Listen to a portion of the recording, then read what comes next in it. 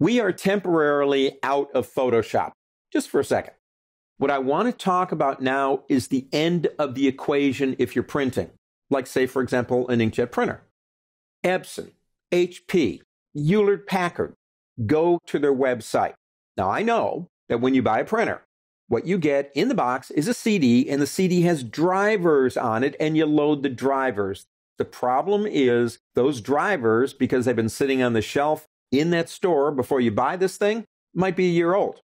You need the latest drivers. So I'll give you an example on Epson. I'm going to go into drivers and support and go into, say, printers. Now, I can search based on a product name, or I can say, well, single function inkjet printers. Down here, we have all these different printers. Let's say we've got an Epson Artisan 1430.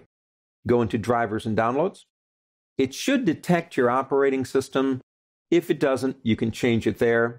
And what you do right here is you download it. What are you getting? You're getting the absolute latest drivers. What does that do?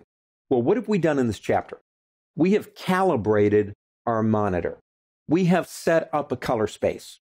The calibration of the monitor, that profile, then works with the color space we've set up to seamlessly give us good color. If we have the latest drivers, we carry it one step further, and the drivers seamlessly integrate with the color space and the profile that we did when we set up our screen to give us what you see is what you get. Now, how often do you do this? I do it every couple of months. Every output device I have, I go and I look for the latest drivers. If they're not any newer, no harm, no foul. Keep your drivers up to date. It's not a big deal, and like I said, it's free. All you have to do is go to the site and check it out. It's that easy.